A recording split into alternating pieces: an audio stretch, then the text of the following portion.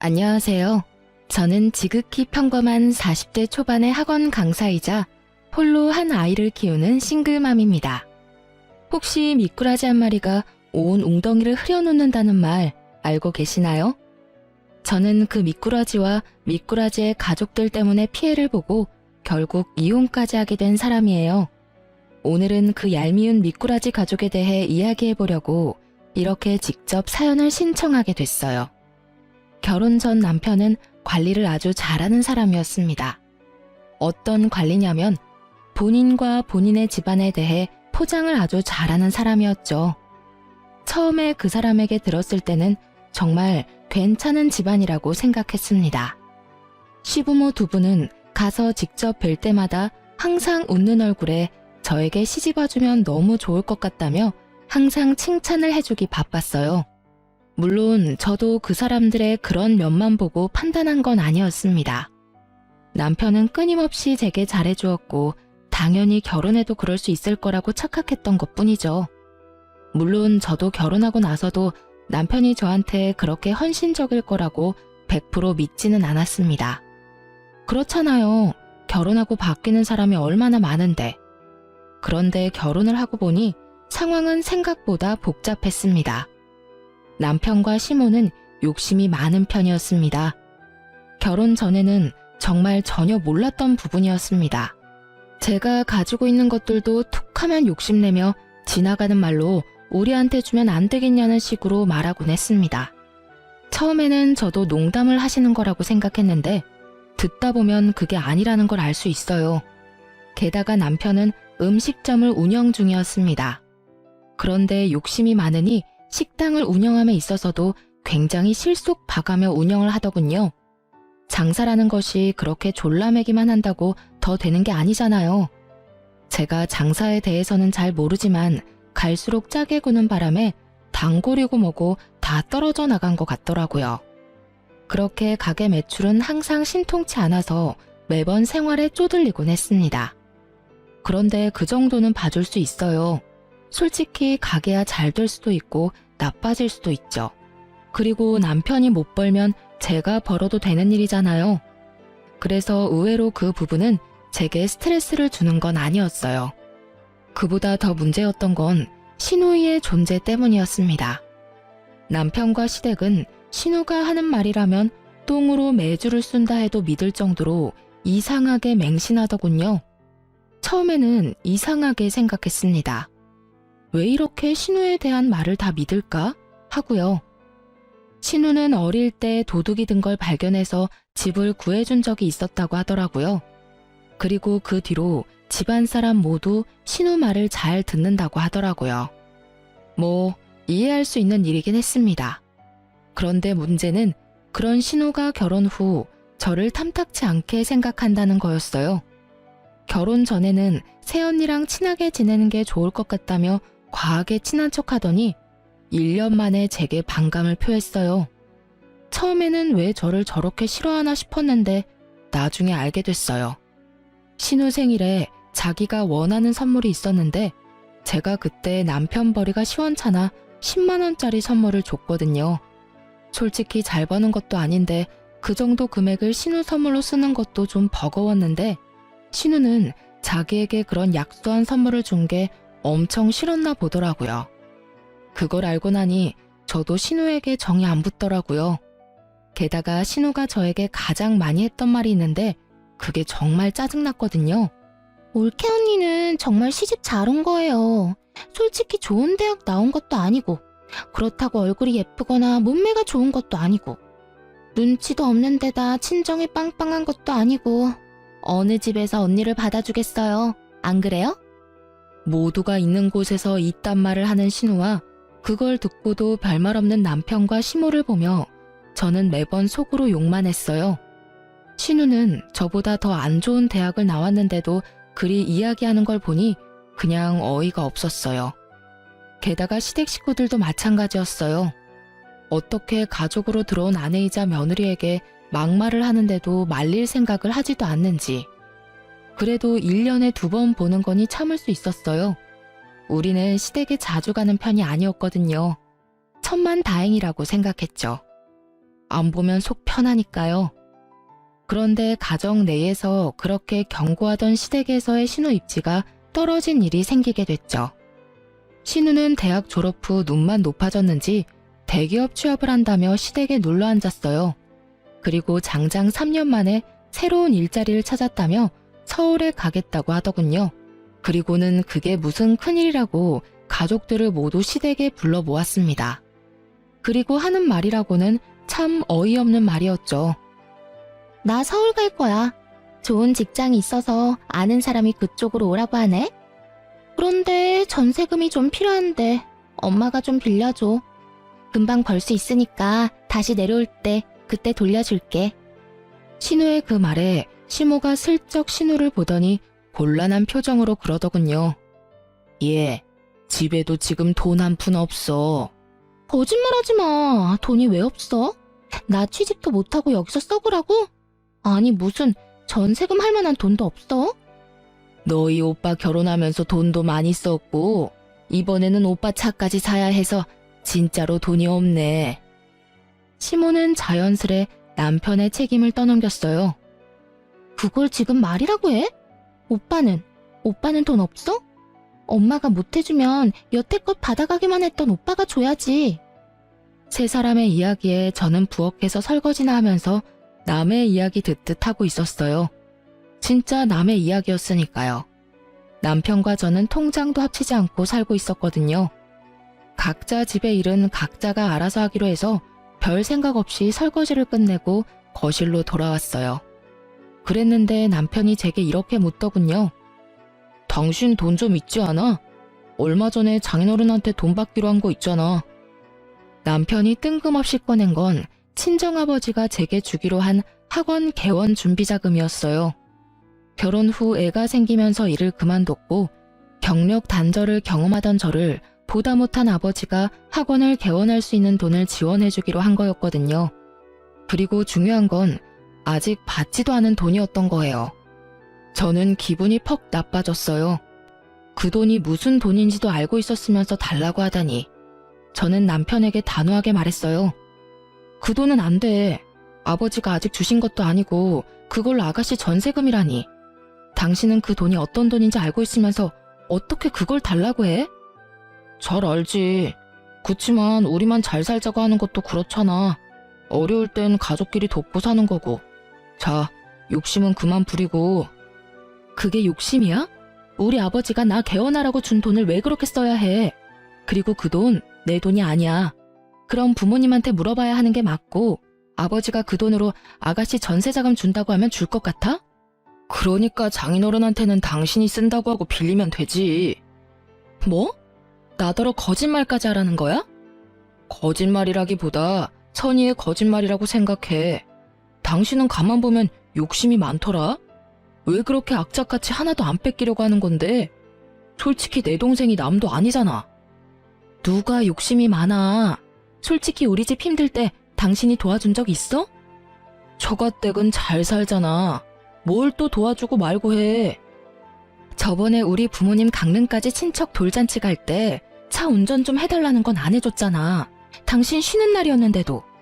욕심은 당신이야말로 부리고 있는 거지. 우리는 적어도 당신한테 돈 달라고 한 적 한 번도 없어.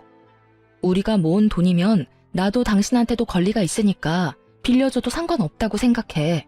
하지만 우리가 모은 돈도 아니고 우리 아버지 돈이야. 그 돈을 어떻게 나한테 그런 식으로 쓰라고 말할 수가 있어? 아, 그럼 어떡하라고. 동생이 필요하다는데 그런 것도 못 해줘? 내가 오빠인데. 오빠면 오빠답게 도와주면 되지. 어차피 이번에 새로 차 사기로 하고 어머님한테 돈 받은 거 있지? 그거랑 당신이 차 사려고 모아놓은 돈 아가씨한테 줘. 그럼 되겠네. 아니, 그 돈은 내 사업 미천이고 일할 때 필요한 차라서 사는 건데. 그럼 우리 아버지가 주신 학원 개업 준비자금은 내가 놀려고 받는 거니? 나도 그건 내 밥줄이야. 솔직히 당신은 차 없어도 일할 수 있잖아. 그러면 당연히 동생을 위해서 당신이 양보해야 되는 거 아니야? 내가 아니라. 아, 정말 당신 진짜. 진짜 뭐, 내가 틀린 말 했어? 너한테 돈 있으니까 그 돈으로 아가씨 도우라는 게 뭐 그리 큰 잘못이야? 알았어. 내가 주면 되잖아. 결국 그렇게 남편은 자신의 새 차를 포기하고 신우에게 전세금 할 돈을 빌려줬습니다. 매달 돈을 갚는다는 조건으로 말이죠. 그런데 서울에 가서 일을 하겠다는 신우가 몇 달 만에 집으로 돌아왔더군요. 저는 잠깐 놀러 온 건 줄 알았는데 일주일 넘게 있는 걸 보니까 놀러 온 건 아닌 것 같았습니다. 그래서 슬슬 남편에게 물었어요. 아가씨 요즘 시댁에 자주 있는 것 같은데 휴가래? 아니야, 그런 거. 남편 목소리는 너무 좋지 않았어요. 기분 나쁜 표정을 보니 뭔가 있다 싶었죠. 그래서 남편에게 더 물어봤습니다. 그럼 일하러 간 사람이 왜 여기로 와? 일 그만뒀대? 사직? 아, 어디 가서 말하는 것도 쪽팔리긴 한데 다단계였단다, 다단계. 같이 데리고 간 친구가 등 쳐먹고 날랐대. 그래? 안 됐다. 그래도 전세금 다시 받으면 그래도 당신 차는 살 수 있겠네. 그걸로 마음 풀어. 제가 한 말에 남편이 인상을 더 구겼어요. 아, 전세금에도 뭔가 문제가 있구나 하는 걸 바로 느꼈습니다. 그 기집애가 매달 갚겠다면서 빌려가 놓고는 딱 한 달 갚고는 그 뒤로는 안 갚더라고. 이번에 내려왔을 때 완전 빈털터리로 와서 물어봤더니 전세금도 모조리 빼서 다단계에 다 집어넣으셨답니다. 아, 내가 어이가 없어서. 그 돈이 어떤 돈인데. 내가 악착같이 모아서 새 차 사려고 그렇게 아등바등 모은 돈인데 그걸 싹 다 날렸대. 그 이야기를 듣는데 어찌나 웃기던지 저는 웃음을 참느라 허벅지를 꼬집어야 할 정도였습니다. 솔직히 전세금을 날린 건 너무 아까웠어요. 하지만 그 돈으로 차를 산다는 것도 저는 너무 아깝다고 생각을 했었거든요. 그렇지만 본인 돈이니 저는 어떻게 할 도리가 없었고 그 와중에 사고치는 동생한테 빌려줬다가 다 날린 걸 들으니 어이도 없었죠. 하지만 이걸로 남편과 시무는 아가씨가 생각보다 그리 똑똑하지 않다는 걸 느끼게 된 것 같았습니다. 당연하죠. 그 큰 돈을 빌려줬다가 싹 다 말아먹었는데 아가씨에 대한 신뢰가 남아있을 리가 없잖아요. 저는 그 아까운 돈으로 남편이 좋은 경험했다고 생각했어요. 믿을 수 있는 사람과 믿을 수 없는 사람을 빨리 구분하는 건 더 큰 문제를 예방할 수 있는 좋은 예방접종이 될 테니까요. 남편이 믿던 도끼에 발등 찍히던 때 저는 개원한 학원에서의 일이 잘 풀려 돈도 잘 벌고 있었기에 남편의 괴로움이 눈에 들어오지 않았어요. 많이 바빴거든요. 신우는 시댁에 들어와 들러붙었습니다. 일도 하지 않고 부모 돈만 축내는 신우를 보다 못한 시부가 신우에게 일자리를 주선해줬어요. 시부 친구분이 하시는 중소기업에 취직을 하게 됐죠. 거기 취직하면서도 잔소리는 어찌나 많은지 너무 작은 회사다, 돈이 적다, 난리도 아니었어요. 그렇지만 오빠 돈까지 다 날려먹고 집에 붙어있는 상황이니 어쩔 수 없이 취직한 거죠. 오빠가 나서서 날려먹은 돈 빨리 일해서 갚으라고 하니 불평불만이 쑥 들어가 버렸거든요. 그렇게 집안이 좀 안정된 줄 알았는데 의외의 일로 그 평화가 깨졌어요. 제 SNS 때문에요. 하루는 신우가 아주 호들갑을 떨며 제게 말을 붙여오더군요. 올케 언니 SNS 보다가 정말 괜찮은 남자 봤는데 혹시 이 사람 결혼했어요? 신우가 콕 집어 보여준 남자는 저의 어린 시절 소꿉친구였어요.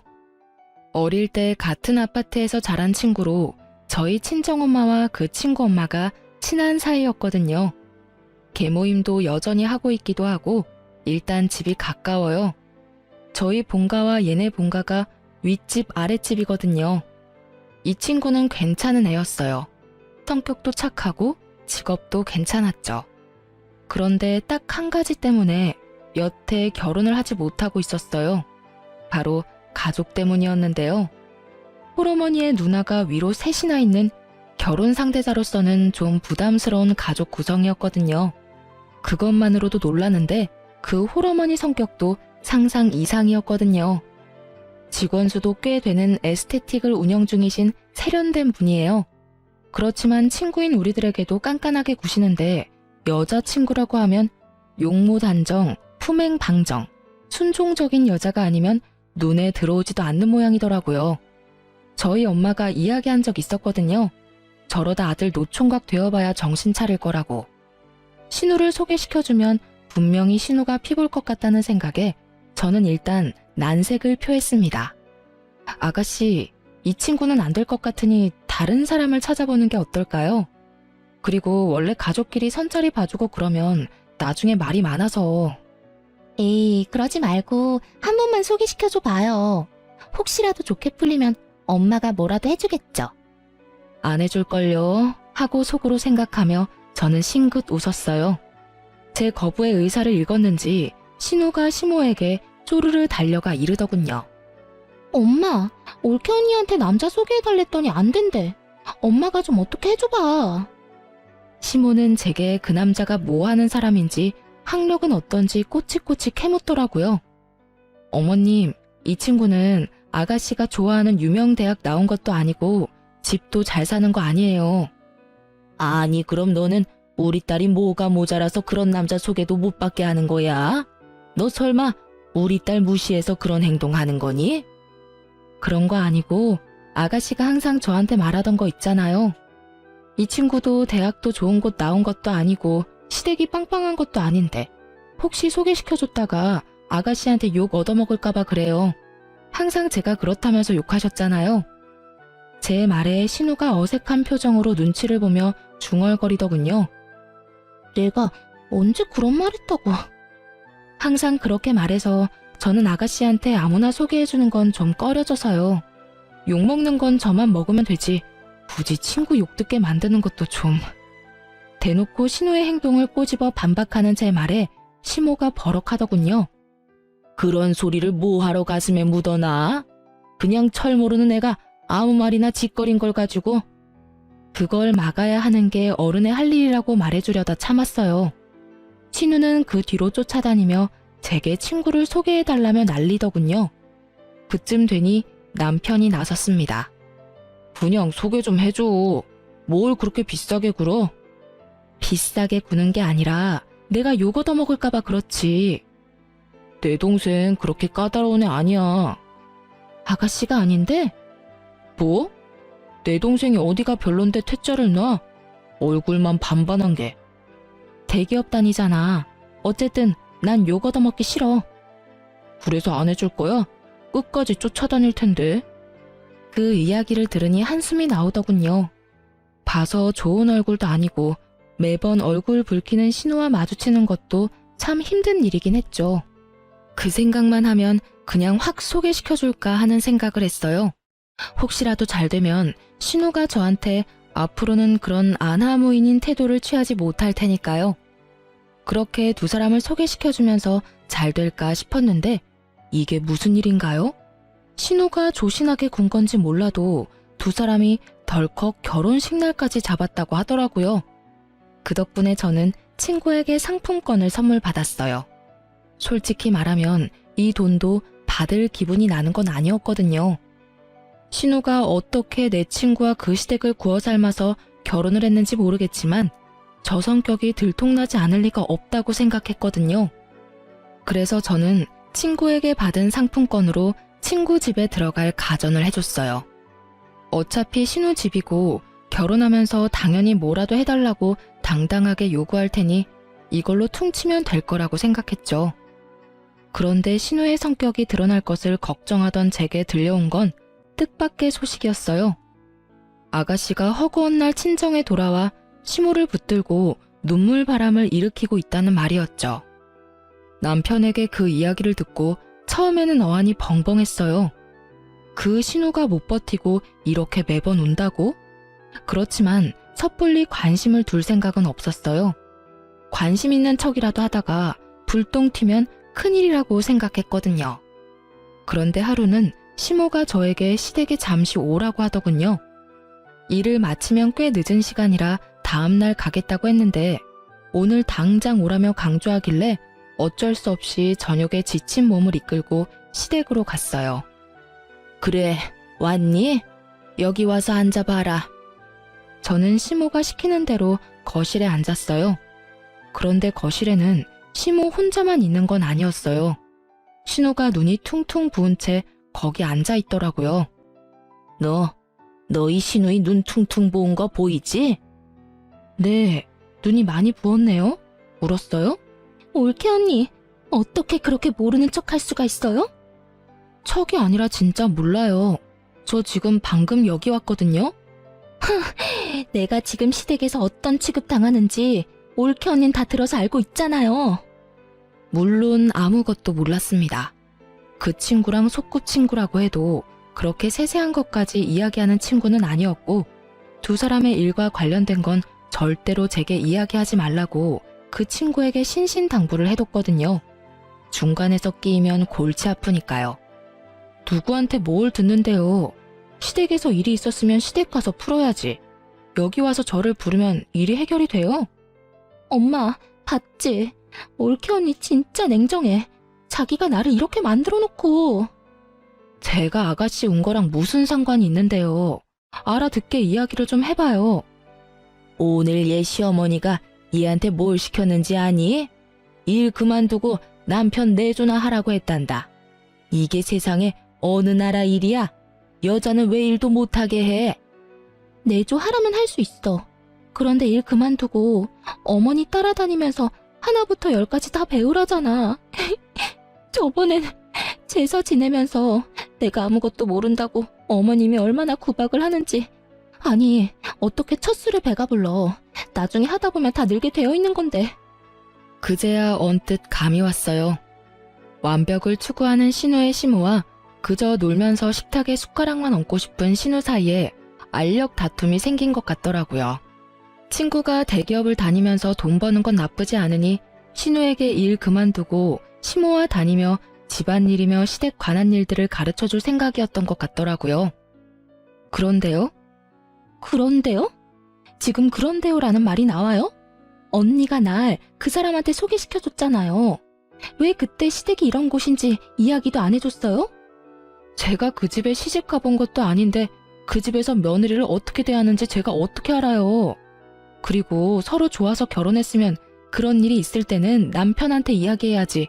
왜 저한테 와서 이야기하시는 거예요? 지금 말하는 의미를 모르겠네요. 올케 언니가 소개시켜줬으니까 언니가 책임져야죠. 어이없는 신우 말에 저는 눈만 껌뻑거리고 있었어요. 제가 뭘 들었나 싶었거든요. 허구한 날 애가 울면서 친정에 오는데 어떻게 가만히 있어? 네가 소개시켜줬으니까 네가 책임져. 언제는 소개시켜달라고 소개시켜주라고 그렇게 난리를 치더니 이제 상황이 조금만 바뀌니 도리어 제게 책임을 지라고 하다니 정말로 어이가 없었어요. 어머님, 책임을 어떻게 질까요? 솔직히 저 그때 소개 안 해주겠다고 계속 거절했었잖아요. 그런 저를 소개해주라고 설득한 게 어머님이랑 남편이었고 결국 제가 세 사람 등살에 못 이겨 소개를 시켜드린 거잖아요. 그런데 무슨 책임을 어떻게 지라고요? 언니가 우리 시댁에 전화해서 나 좀 그만 괴롭히라고 해줘요. 진짜 나 미치겠어요. 제사는 뭐가 그렇게 많은지 게다가 행사도 많고 매번 그런 일 있을 때마다 요리며 청소며 나한테 다 맡기고 이건 며느리가 아니라 노비잖아요. 그러니까 언니가 책임지고. 신우의 울먹이는 말에 저는 웃음이 나오는 것을 억지로 참았어요. 아가씨, 저는 그 집안 사람과 그런 이야기를 나눌 만큼 가까운 사람이 아니에요. 아시겠지만 엄마끼리 친한 것뿐이고 저는 그 친구 어머님이랑 따로 대화를 나눠본 적도 거의 없어요. 그런 제가 뭐라고 아가씨 시어머니에게 이야기를 해요. 솔직히 그건 선을 넘는 거라고 생각해요. 그러니까 이 부분은 아가씨가 감당할 문제죠. 그래서 책임 못 진다는 이야기예요? 너무 하잖아요. 언니는 우리 집 시집 와서 이렇게 편하게 사는데 왜 나는 거기서 노비처럼 부려먹혀요? 책임져요. 책임지라고요. 마치 어린애가 떼쓰듯 소리 지르는 신우를 보며 저는 고개를 절레절레 저었어요. 아가씨, 결혼은 제가 했나요? 아가씨가 했지. 저 아가씨 결혼하라고 등 떠민 적 없어요. 본인이 한 행동에 책임은 본인이 지셔야죠. 하물며 결혼이라는 큰일에 제가 협박이라도 했으면 모를까 말리려던 사람한테 책임지라고 하는 건 아닌 것 같네요. 올케 언니. 빽 소리를 지르는 신우를 보며 저는 소파에 놔두었던 가방을 어깨에 걸었어요. 그리고 어머님, 아가씨가 시댁일로 마음 고생하는 거 싫으셨으면 사돈댁에 직접 말씀해 주세요. 저한테 말해봤자 바뀌는 거 없고 해줄 수 있는 것도 없고 그냥 서로 마음만 상하니까요.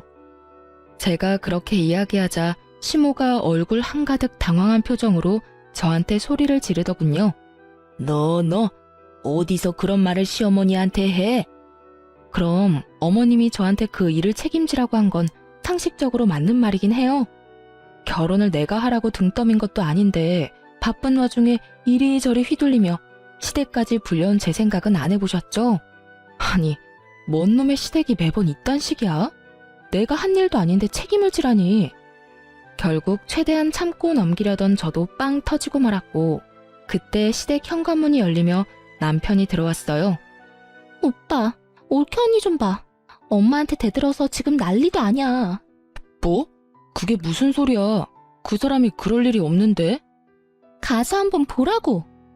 남편이 뛰어들어오자 시모가 한마디 하더군요. 아이고, 내가 집안에 사람을 잘못 들였어. 시어미를 이렇게 홀대하고 막대하는 며느리인 줄 알았으면 머리 싸매고 널 반대했을 게다.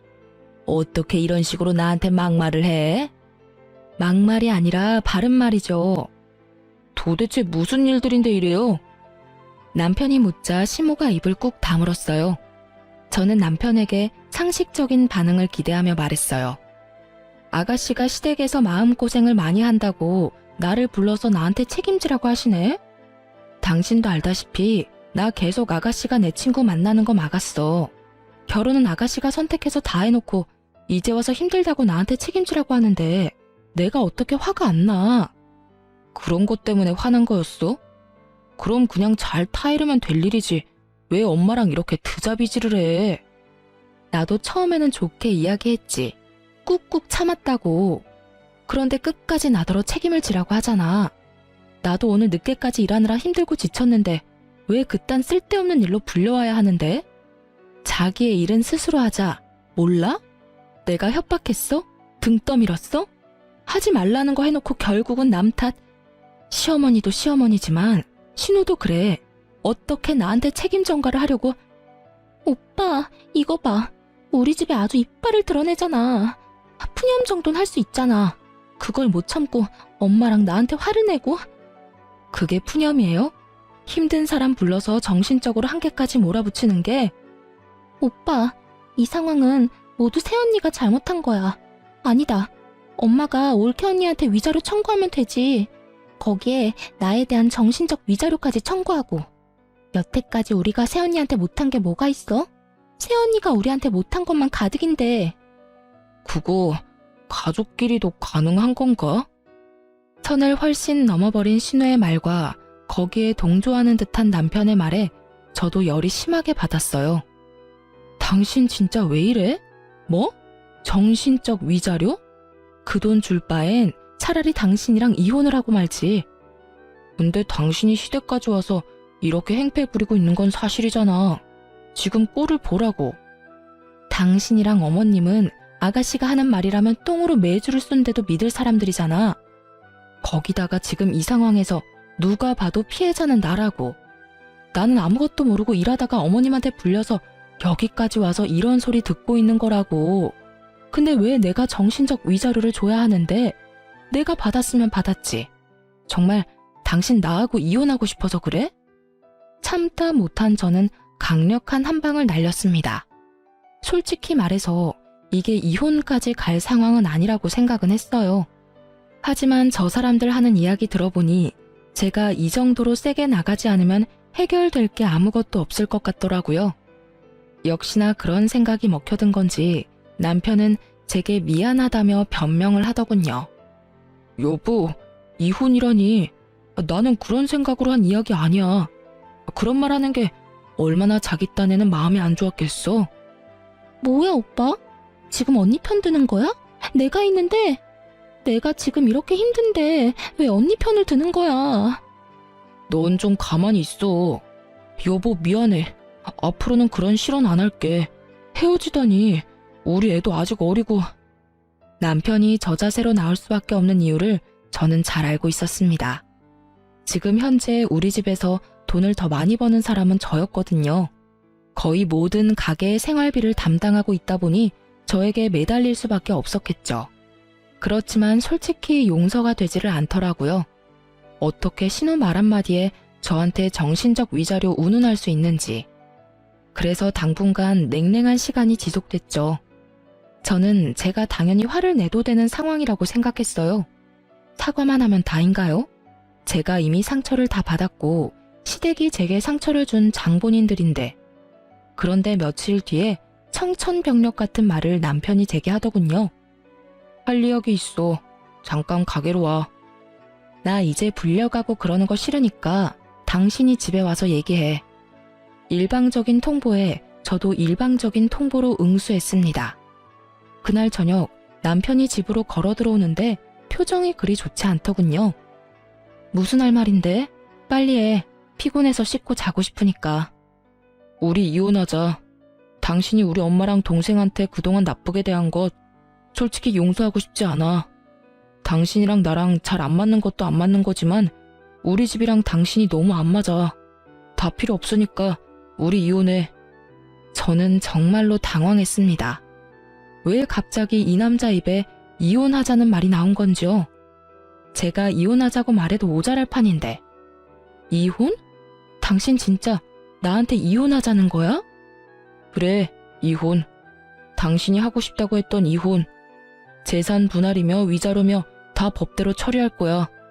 나중에 별말 나오지 않도록. 괜찮지? 위자료 같은 소리하고 앉아있네. 이보세요. 위자료는 잘못한 사람이 피해를 당한 사람한테 주는 거야. 지금 이 상황에서는 누가 보나 내가 피해를 당한 사람이라고. 지나가는 사람 100명 붙들고 100명한테 물어봐. 다 당신네 가족들한테 문제가 있다고 할걸? 그런데 뜬금없이 나한테 위자료? 그거야 소송해보면 될 일이고. 어쨌든 이혼하자. 당신이랑 더는 같이 살고 싶지가 않아. 정말 어이가 없었습니다. 이렇게 일방적이고 갑작스럽게 이혼을 통보할 수 있나요? 싸워서 홧김에 그렇다고 하기에는 남편이 서류까지 들고 왔더라고요. 열은 받았지만 그래도 이렇게 갑작스러운 일에 저도 감정적으로 대응할 수 없어서 남편에게 시간을 갖자고 말했어요. 일주일만이라도 저는 그 일주일 안에 남편의 마음이 왜 변했는지를 찾아보려고 했거든요. 그런데 의외의 장소에서 알게 됐어요. 이혼을 이야기하러 남편 가게에 들렀는데 남편이 잠시 직원만 놔두고 화장실을 갔더라고요. 그때 노트북 화면에 남편이 나누고 있던 메신저 대화 내용이 눈에 보이더라고요. 실시간으로 대화 내용이 갱신되는데 보다가 뒷목 잡을 뻔했어요. 신우랑 나눈 대화였는데 고 여우 같은 신우가 남편에게 열심히 바람을 불어넣고 있더군요. 내가 알아보니까 혼인 후에 마련한 재산은 재산 분할에 들어간대. 내가 저번에 말했잖아. 언니가 개원한 학원도 재산 분할 들어간다고. 그러면 못해도 오빠가 돈 더 많이 받지 않겠어? 게다가 언니가 우리 집에서 못되게 굴던 거 증거 찾아서 위자료 소송해도 되고. 어딜 보나 오빠한테는 이득이지. 갑자기 이혼하자는 건 결국 돈 때문이었어요. 그러면서 재산 분할 나오면 꼭 너한테도 떼어줄 테니 걱정 말라는 남편놈 대답까지 다 봤어요. 그걸 보고 나니 남편과 대화를 하려고 기다릴 필요가 없더군요. 나가려던 그때 남편놈이 들어오더군요. 순식간에 꼴 보기 싫어지더군요. 무슨 이야기 하러 왔어? 나 설득하려는 거면 소용. 이혼하자. 당신이 이렇게 이혼하자는데 내가 매달릴 필요가 없지.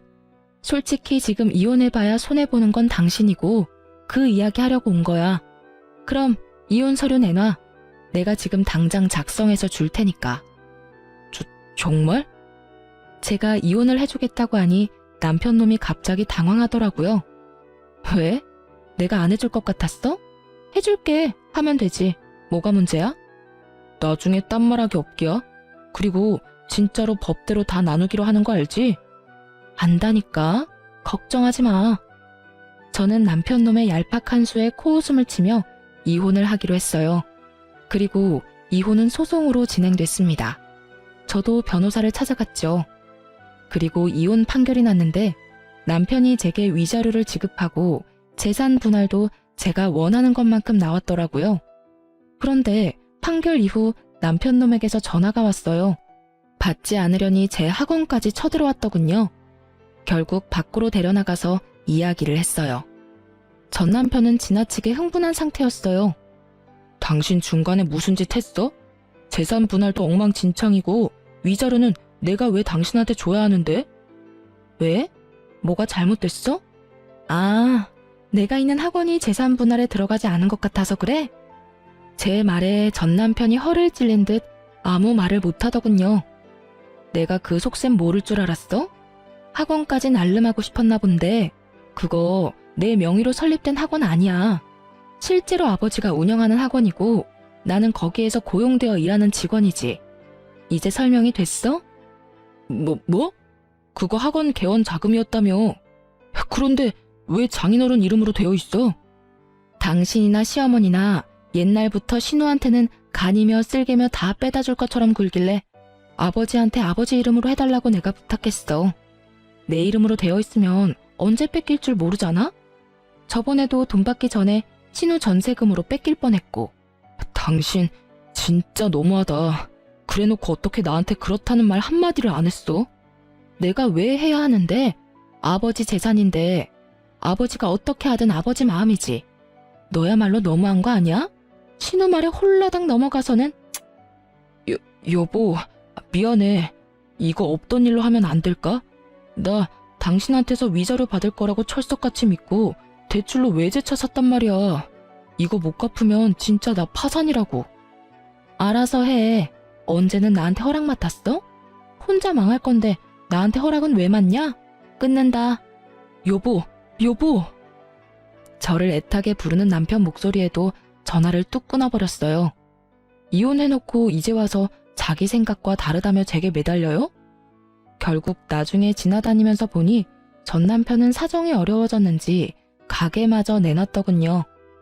어차피 그리 장사가 잘 되던 가게가 아니어서 언젠가는 망하겠지 싶었는데 이혼하고 얼마 안 돼서 바로 망해버리더군요. 저는 위자료와 재산 분할 받은 돈으로 학원 근처에 전세를 얻어 들어갔어요. 친정이 가까이 있어 애도 봐주시니 솔직히 예전보다 더 마음 놓고 일할 수 있는 환경이었죠. 그런데 주말에 쉬고 있는데 친정엄마가 제게 주소를 하나 던져주며 지금 이쪽으로 오라더군요. 오늘 모임에 가져가야 할 물건을 놔두고 왔다고 말이죠. 그런데 주소를 보니 좀 가고 싶지 않았어요. 그 주소는 제 소꿉친구의 본가였거든요. 즉 신우 시댁이었던 거죠. 그렇지만 신우가 오빠 이혼시키고 망하게 만든 뒤에 어떻게 지내고 있나 싶어 한번 가보기로 했죠. 그런데 집에 갔더니 신우 표정이 아주 살벌해지더군요. 오빠가 그 꼴난 게 마치 제 탓이라는 표정이었죠. 여전히 상황 파악 못하고 남 탓만 하고 있어서 저도 가만히 있지는 않았어요. 신우가 부엌에서 일 보는 사이에 아주머니에게 슬쩍 말을 걸었죠. 아주머니, 그거 아세요? 아주머니 며느리요. 사실은 허당인 거 아세요? 그게 무슨 소리니? 예전에 일하러 서울 간다면서 전세금 내놓으라고 집에서 난리 피운 적 있었거든요. 그때 전 남편이 차 살 돈으로 전세금 줬는데 그것까지 싹 다 말아먹고 결국 집에 내려왔었죠. 그때 정말 웃겼어요. 사기당한 게 자기 잘못이냐며 자기는 잘못 없으니까 돈 갚을 필요도 없다고 우기는데 하긴 제일 웃겼던 건 제 전남편 꼬드겨서 저랑 이혼하게 만든 거였네요. 위자료 받을 수 있다고 바람 불어넣어서 결국 이혼했는데 결국은 그쪽이 망했거든요. 제가 그렇게 이야기하자 아주머니뿐만 아니라 그 집 시누이들까지 완전 난리가 났더라고요. 넌 도대체 젊을 때 뭘 하고 돌아다닌 거니? 설마 지금도 다단계 같은 거 하는 거 아니지? 어쩐지 친정하고도 요새 사이 안 좋아 보이더니 그런 일이 있었던 게야? 너 처신 잘해라. 어떻게 이런 애가 우리 집에 들어와서는. 어머니, 사실이 아니에요. 저는 그런 적 없어요. 이건 다 저를 모함하려고. 전 있는 사실만 이야기해요. 다 끝난 마당에 무슨 거짓말을 해요? 판결이 그렇잖아요, 판결이. 그런데도 이렇게 아가씨는 멀쩡하게 결혼 생활 잘 유지하고 있는 거 보면 신기하네요. 그러니까 올케는 가만 보면 참 운이 좋은 것 같아. 솔직히 대학도 별로고 얼굴이나 몸매도 그닥 좋은 것도 아니고 일은 지지리도 못하지 사고는 치고 다녔지. 내 동생 아니었으면 어디 시집이나 갔겠어? 제가 들었던 그 대사를 말해주는 친구의 누나를 보며 저는 속으로 웃음을 겨우 삼킬 수 있었어요. 저는 언니 옆에서 웃으며 말했어요. 그래도 다 과거의 일이고 사람이잖아요.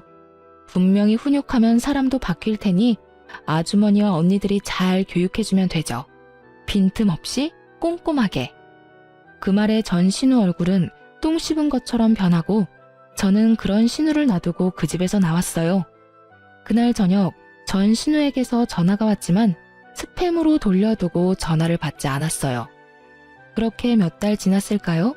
쉬는 날 친정에 들러서 애 맡겨두고 편하게 누워서 TV를 보는데 밖이 엄청 소란스럽더라고요. 그래서 이상하다 싶어서 현관문을 빼꼼 열어봤는데 아랫집에서 엄청 큰 고함 소리가 오가더군요. 바로 제 소꿉친구의 집에서 나오는 소리였어요. 오빠, 나가라고. 왜 여기까지 와서 행패야? 이거 안 놔?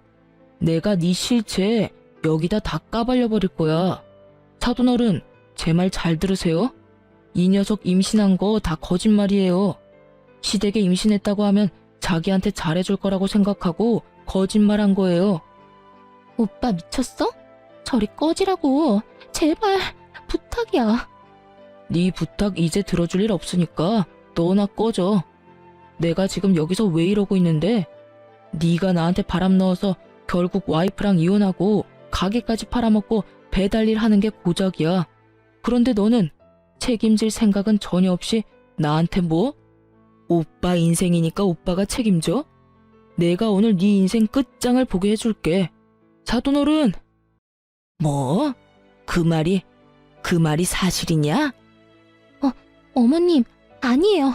아닙니다. 설마 네가 그런 거짓말을 할 리가 아니다. 지금 당장 산부인과 가보자. 어서. 안 돼요, 어머님. 저 지금 몸이 너무 안 좋아서. 당장 가자는데도 뭐 하는 거야? 그래, 거짓말이 맞구나. 네가 나한테 거짓말을 했어. 내가 손주를 얼마나 기다렸는데 네가 네 년이 이 집에 들어오고부터 우리 집에 망조가 들었어. 안 되겠다. 너 당장 나가. 내 집에서. 그리고 우리 아들 집에서도 당장 짐 싸서 나가. 당장 안 나가면 경찰 불러서 쫓아낼 거야. 어머님, 용서해주세요. 너무 힘들어서 그랬어요. 결국 두 사람 모두 아랫집 아주머니에 의해 쫓겨났더군요. 저는 거기까지 듣고 조용히 저희 집으로 올라왔어요. 서로가 서로에게 독이 되어버린 남매를 보며 저는 몰래 본가에서 고소하게 웃었어요. 제 인생 망치려고 할 때 자기 인생은 완벽할 줄 알았던 두 사람이 결국은 서로를 저격하는 바람에 본인들 인생까지 조져버렸네요. 다른 사람을 괴롭힐 때는 자기도 그렇게 당할 수 있다는 생각을 두 사람은 평생 안 해본 것 같아요. 원래 다 뿌린 대로 거두는 법인데 말이죠. 역시 다른 사람한테 패 끼치며 살면 안 된다는 걸 또 배웠네요. 여러분, 그럼 지금까지 제 사연 시간 내서 들어주셔서 감사합니다. 오늘도 좋은 하루 되세요.